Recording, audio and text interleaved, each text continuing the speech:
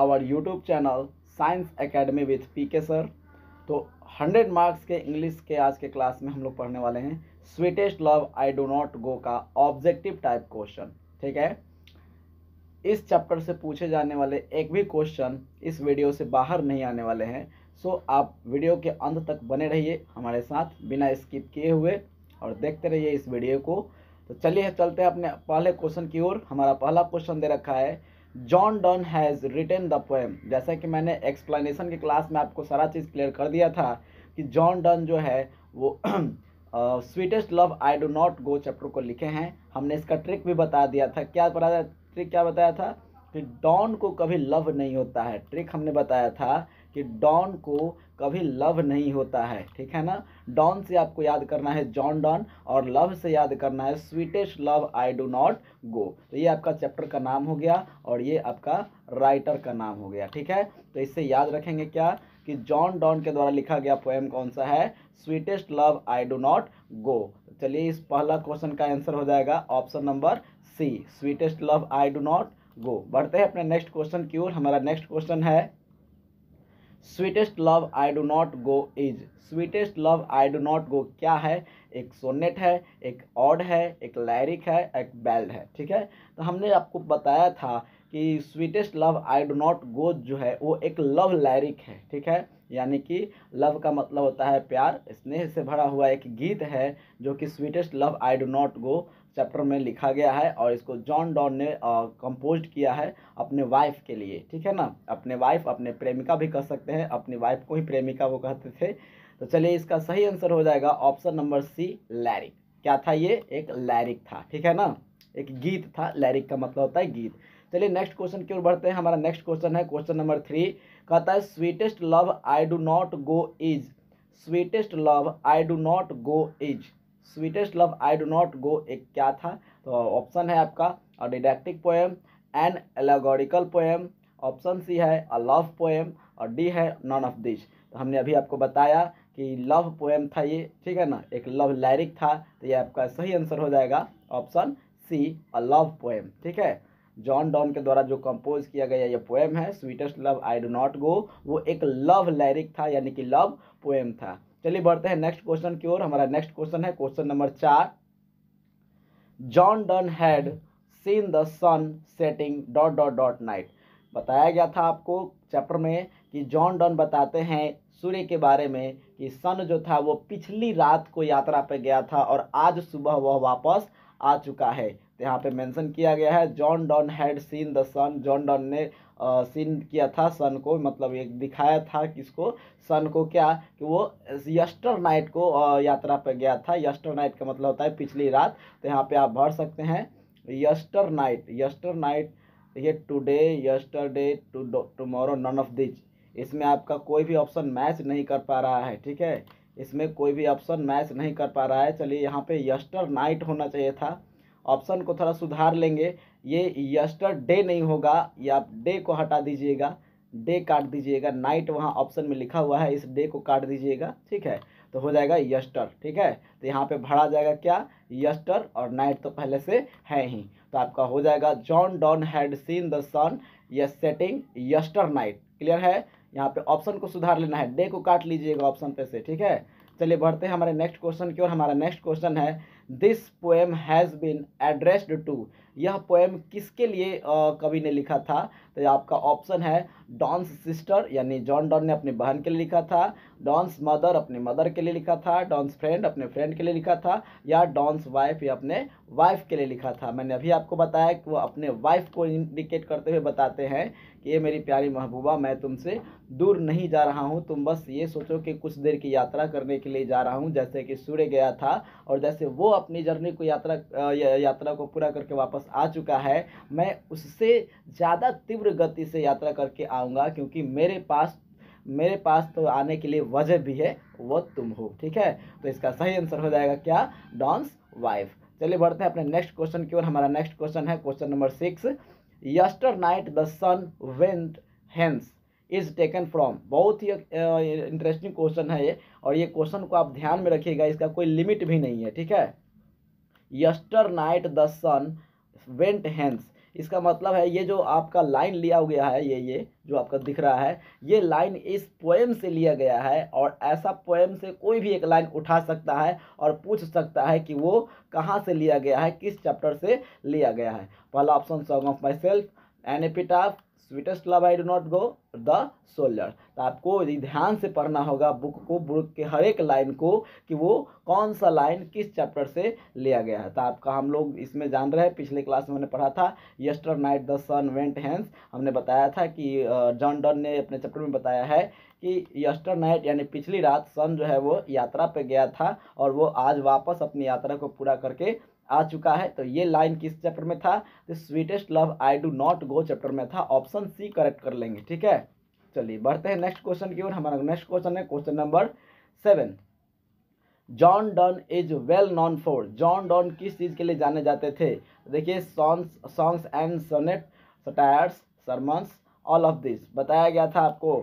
About author में सब चीज़ लिखवा दिया गया था। इसका ये भी और ये भी, यानी कि तीनों करेक्ट है। तो हो जाएगा ऑल ऑफ दिज, ठीक है। इसका सही आंसर मार लीजिएगा option number D, all of these. बढ़ते हैं नेक्स्ट क्वेश्चन की ओर। हमारा नेक्स्ट क्वेश्चन है John Donne was the pioneer of, John Donne was pioneer of. देखिए वो आध्यात्मिक कवि थे। जॉन डॉन जो थे वो एक आध्यात्मिक कवि थे, जिसको इंग्लिश में बोलते हैं मेटाफिजिकल पोएट। इसका करेक्ट आंसर हो जाएगा ऑप्शन नंबर बी, ठीक है। बढ़ते हैं नेक्स्ट क्वेश्चन की ओर। क्वेश्चन नंबर 9 क्या कह रहा है? जॉन डॉन थिंक्स दैट, क्या सोचते थे वो, dot dot dot is certain, मतलब क्या निश्चित है। तो आपको बताया गया था कि जॉन डॉन का यह मानना था कि मृत्यु सबकी एक ना एक दिन तो आनी ही आनी है। तो ऑप्शन देख लेंगे, death, work, life, none of these. तो जॉन डॉन ने बताया था कि मृत्यु सबकी एक ना एक दिन आना ही आना है। तो इसीलिए इसका सही आंसर हो जाएगा क्या? डेथ। उन्होंने बताया था कि डेथ इज सर्टेन, यानी कि मरना सबका तय है, निश्चित है, ठीक है ना। चलिए नेक्स्ट क्वेश्चन में चलते हैं। क्वेश्चन नंबर 10 में John Donne wants to go away because he is not tired of his wife. Wife कहिए या उसी को क्या कर रहा है? बिलव्ड कह रहा है ना, मदर से तो नहीं, फादर से भी नहीं, बिलव्ड से और सिस्टर से नहीं। ये तीन को जो आप ऑप्शन देख रहे हैं, ये तीन ऑप्शन जो आप देख रहे हैं, मदर, फादर और सिस्टर, ये तीनों का तो जिक्र ही नहीं है उनके ये पोएम में। उनका जिक्र किसके लिए है? बिलव्ड के लिए। तो सही आंसर क्या हो जाएगा? बिलव्ड हो जाएगा। नेक्स्ट क्वेश्चन की ओर चलते हैं। क्वेश्चन नंबर 11 क्या कहता है कि the John Donne is the better than, John Donne is, यहाँ पे ध्यान देंगे एक चीज़, और लिखने में यहाँ पे मिसप्रिंट हो गया, द नहीं होना चाहिए यहाँ पे, बिकॉज कॉम्परेटिव डिग्री है, सुपरलेटिव डिग्री में द का यूज होता है। द को हटा लीजिएगा। तो द जॉन डन यहाँ भी नहीं होगा, sorry minor mistake. John Donne is better than the what, John Donne को किससे बेटर बताया जा रहा है? तो जॉन डॉन ने अपने कविता में बताया है कि मैं सन से भी ज़्यादा तेज अपनी यात्रा को पूरा करके आऊँगा। तो ये हो जाएगा आपका सही आंसर ऑप्शन बी, सन, ठीक है। बढ़ते हैं नेक्स्ट क्वेश्चन की ओर। हमारा नेक्स्ट क्वेश्चन है 12 नंबर। कहता है John Donne feels that dot dot dot is very hopeless. John Donne ने क्या फील किया था, क्या होपलेस था? तो आपने पढ़ा था चैप्टर में कि जॉन डॉन ने बताया था कि मैंस का पावर जो होता है, मनुष्य की शक्ति जो होती है, वो वेरी वीक, बहुत कमज़ोर होती है और वो अपने खुशियों को पल को अपने लाइफ में ऐड नहीं कर सकता या दुख के पलों को वो स्वाइप नहीं कर सकता। अतः वो बताते हैं कि मैंस का पावर यानी मनुष्य की शक्ति बहुत कमज़ोर है, वेरी होपलेस है। इसका सही आंसर हो जाएगा क्या? मैन, ठीक है ना। बर्ड का तो नहीं है, गॉड का नहीं है, एनिमल का नहीं है। सही आंसर क्या हो जाएगा? Man. Man's power is very weak. चलिए नेक्स्ट क्वेश्चन की ओर चलते हैं। 13 number, dot dot dot wants to gladly accept death. अभी मैं पिछले क्वेश्चन में भी बताया किसने खुशी खुशी मौत को यानी कि मृत्यु को एक्सेप्ट किया था, डेथ को एक्सेप्ट किया था। तो जॉन डॉन ने एक्सेप्ट किया था। चलिए आपका ऑप्शन नंबर ए करेक्ट हो जाएगा। नेक्स्ट बढ़ते हैं अपने क्वेश्चन नंबर 14 की ओर। कहता है in this poem die stands for. ध्यान दीजिएगा, इस पोएम में, इस कविता में बहुत सारे ऐसे वर्ड्स आए हैं जो कि ओल्ड इंग्लिश से उठाए गए हैं। तो यहाँ पे डाई का मतलब क्या है, डाई किसके लिए आया है? तो मैं आपको बता दूं, इस डाई का मतलब है मरना, यानी टू डाई। तो in this poem die stands for to die, ठीक है ना। डाई के लिए DIE, डाई यानी कि मरना, जिसका हिंदी होता है मृत्यु। तो मृत्यु के लिए ये डाई का यूज किया गया था इस चैप्टर में। चलिए नेक्स्ट क्वेश्चन की ओर बढ़ते हैं। हमारा नेक्स्ट क्वेश्चन है who has composed this poem. इस कविता को यानी इस पोएम को किसने कंपोज किया था?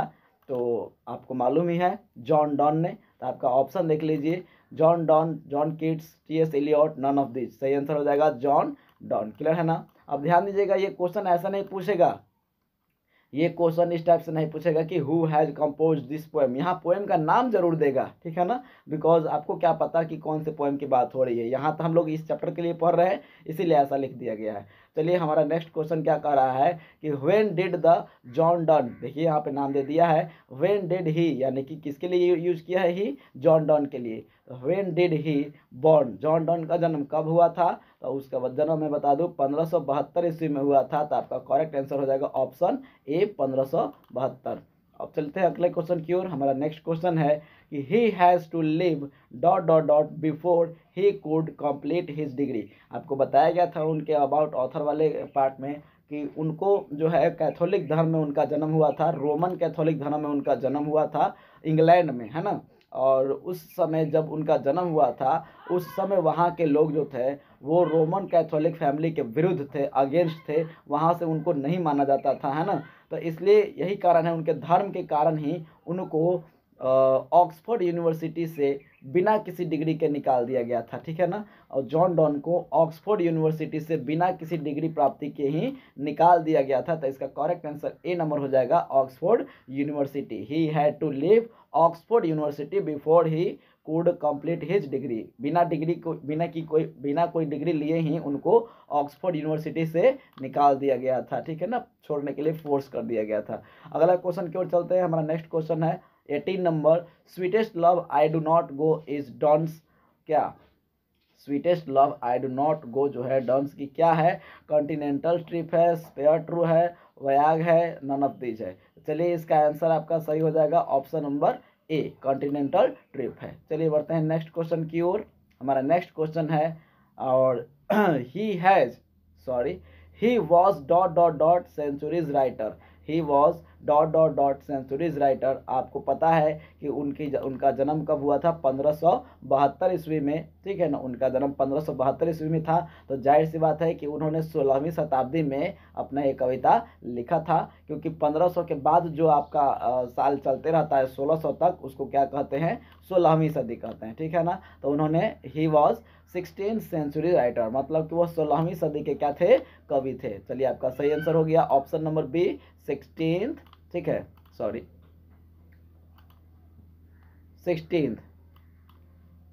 चलिए बढ़ते हैं नेक्स्ट क्वेश्चन की ओर। हमारा नेक्स्ट क्वेश्चन है और ये आपका लास्ट क्वेश्चन है इस चैप्टर का।